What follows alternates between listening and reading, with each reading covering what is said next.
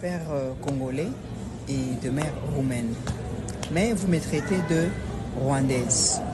Des insultes sur les réseaux sociaux, je ne sais pas. Vous les Congolais, je ne sais pas. Hein? Éducation, pendeza vraiment. Mu makuru menshi ari gutangazwa hari kuvugwa amakuru aturuka kuri Fatuma Bahati, uyu akaba ari umugore wa Willy Ngoma. Hakaba rero harimo hatangazwa amakuru menshi atandukanye. Twavuganye n'umunyamakuru Jerome, akaba ari umunyamakuru wa Ibigwi TV, umwe mu banyamakuru batangaje inkuru bwa mbere ikiba ikimenyekana. Nyuma ntuze gusimbuka iyi video, ugende gahoro gahoro uyumva yose, kuko ku musozo wayo turaza gushyiraho iri jambo rya Fatuma Bahati, umugore wa Willy Ngoma. Reka tubikurikirane byose. Natangiye mubaza uko yamenye iyi nkuru y'uru rupfu, mubaza n'andi makuru mashyashya abantu bataramenya. Wamenye gute iby'urupfu rwa Colonel Willy Ngoma? Yes, bwana Richard, urupfu rwa Colonel Willy Ngoma narumenye, urupfu nyarwo narumenye ruko ngiye maze kwibariza umwe mu bakomando. Buriya tuba dufite abo twita imboni, tuba dufite abo twita drone, sinzi niba ayo ma expression ujye yumva tuyakoresha. Nagerageje kuvugana n'umuvugizi wungirije wa politike Dr. Oscar Barinda, ntibyankundira, ndamwandikira arabisoma ntiyansubiza. Ibyo byonyine bifite icyo bivuze. Nandikira mpamagara bwana Lawrence Kanyuka ntiyanyitaba, ndamwandikira ntiyabisoma. Ubwo ibyo nabyo bifite icyo bivuze. Ubwo urumva nako nageragezaga kwandikira Colonel Willy Ngoma we ubwe, kuko bose nimero zabo mba zifite. Bigaragara ko itari ku murongo, ndahamagara mbona ko itari ku murongo kwa kundi hamagara kuri WhatsApp. Ubwo noneho nibwo mbonye binaniranye, nanyuze mu gikari cy'umwe mu bakomando ba M23 hariya tuziranye, kuko mba narageze hariya mu mujyi wa Goma, ngira ngo twagezemo bw'umujyi wa Goma warimo ufatwa. Tugira na donc contact n'abayobozi mu hariya batandukanye, barimo abashinzwe itangazamakuru n'abatarishinzwe, mu rwego rwo kubaka network. So umwe rero muri bo yanyemereye ko kabisa Colonel Willy Ngoma yapfuye, ariko yapfuye nyuma y'ibikomere yatewe na iriya misile ya drone, kuko ntabwo yahise apfa Cyprus. Mbwira uko wamubonye wowe. Hari utuvideo twinshi twagiye dutembera mu bantu, ariko wowe wamubonye yari umuntu umeze gute? Colonel Willy Ngoma yari umuntu bigaragara ko ari umusore, donc umugabo ariko udakuze cyane, w'imyaka iri muri za 45 hafi aho gusubiza hasi, kuko wengeje 45 wabubeshye. Umugabo usabana, ukunda kugirana enthusiasme n'abantu mu buryo bufatika rwose, ushaka gufata agafoto nawe agaselfie amuha karibu. N'umugabo utera urwenya rwose, ubona neza cyane ko atagira n'ubwoba, mbese ibintu aba yabyoroheye ku buryo utamenya ko ari no ku rugamba.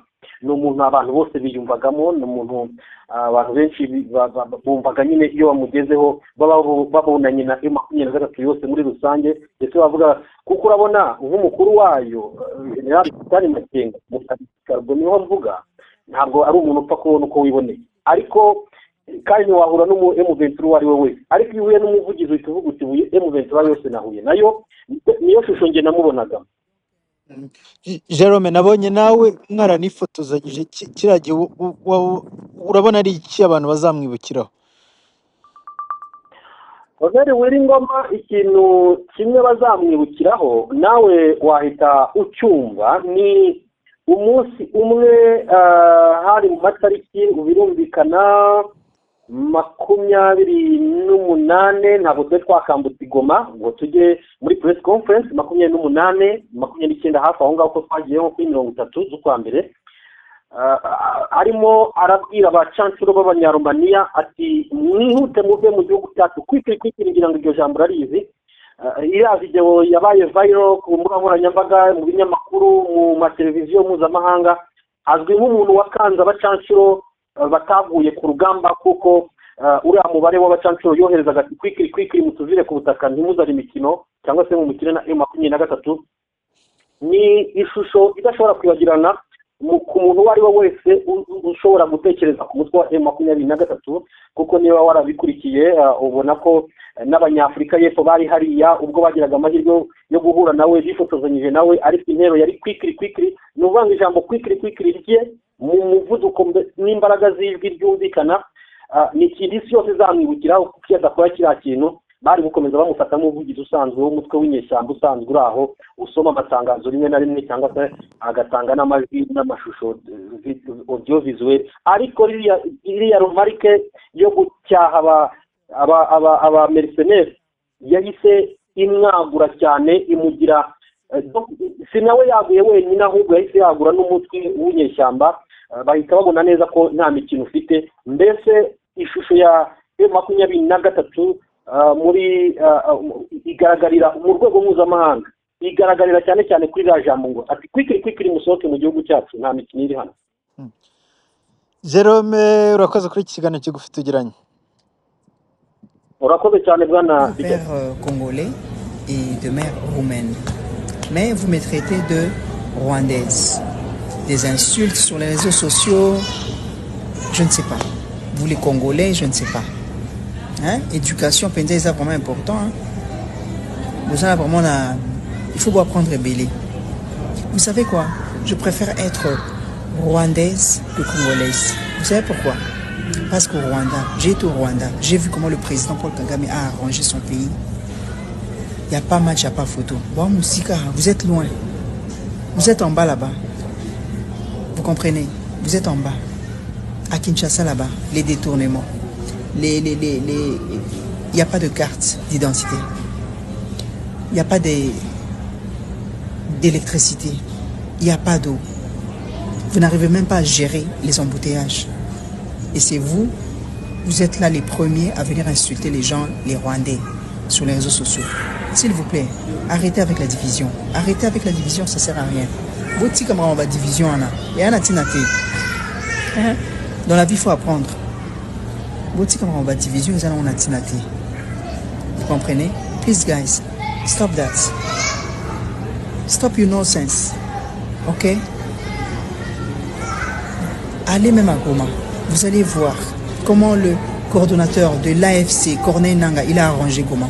Sécurité à niveau. Hein? Sécurité au Sakanate. Banzela propre. La ville est calme. Maramio Sokitoko. Okoma Goma Okamwe. Hein? Kendo de Kinshasa, poubelle. Donc, niveauté quoi? Niveauté. Mais bon, Batali Bosso, vous venez sur les réseaux sociaux, commencez à insulter les gens. Rwandais, Bouina Boué. Division. Ils ont été autorisés à prendre le contrôle de territoires et à propager leur idéologie génocidaire en toute impunité. Ils sont considérés plus congolais que nous autres autochtones et ont malheureusement plus de droits que nous. Cette alliance contre nature entre le gouvernement de la RDC et les FDLR est au cœur du conflit en RDC. C'est une trahison envers la communauté Tutsi congolaise qui a énormément souffert aux mains d'ennemis à la fois externes et internes. Ce qui est particulièrement bouleversant, c'est que le gouvernement censé protéger ses citoyens les arme et soutient au contraire une force dédiée à leur extermination. Si nos frères et sœurs ont pris les armes, c'est bel et bien pour nous protéger, nous vulnérables civils, et surtout pour exiger notre retour au pays. Leur détermination vient de cet espoir qu'un jour, nous serons tous considérés au même titre d'égalité que nos autres compatriotes. Ici, je n'ai pas le temps ni le désir de prouver que nous sommes Congolais.